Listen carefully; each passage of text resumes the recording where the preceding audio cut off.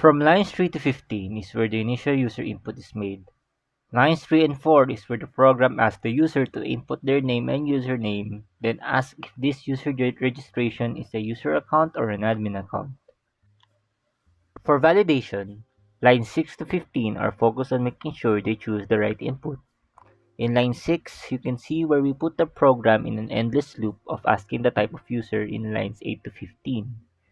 The if statement where the program checks if the user input is either 1 or 2, and if the user intends to input anything else, it will tell the user that the choice is invalid and loops back to line 7. If you look closer between the first two if statements, both have a break command to which once the right choice was made from either of the two, the loop will break and we can continue on with the password creation. On line 17 to 22 is a password criteria for the user to read and understand. This will only be printed once as we will use the infinite loop again for line 26. Line 24 is a variable dedicated for checking if our password has at least one special character. You can also see we use an escape sequence to include single and double quotation marks onto the variable. Once we have done that, I will now explain how the password validation works. On the start of the loop is line 27, where we ask for the user's created password. Every time any of the conditions return false, the continue command will skip the current iteration, or to put it simply, resets the loop back at line 27.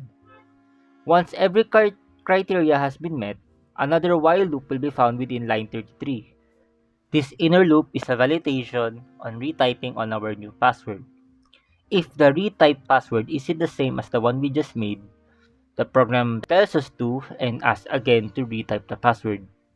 Once it becomes true, the inner loop breaks, and on line 38 is where we also break the outer loop.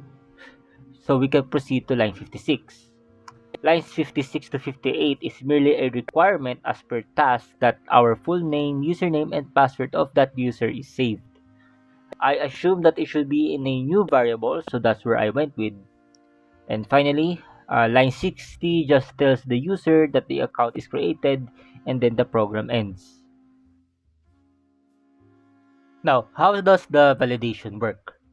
Now, you can see from lines 27 to 54 is a nested if statement that checks on each criteria of our password.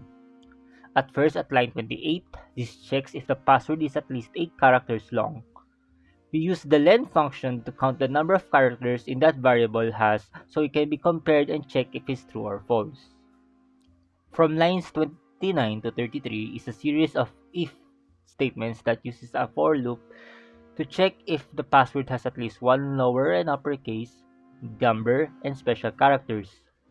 First, we use the any function that basically checks if at least one of the characters is checked as true.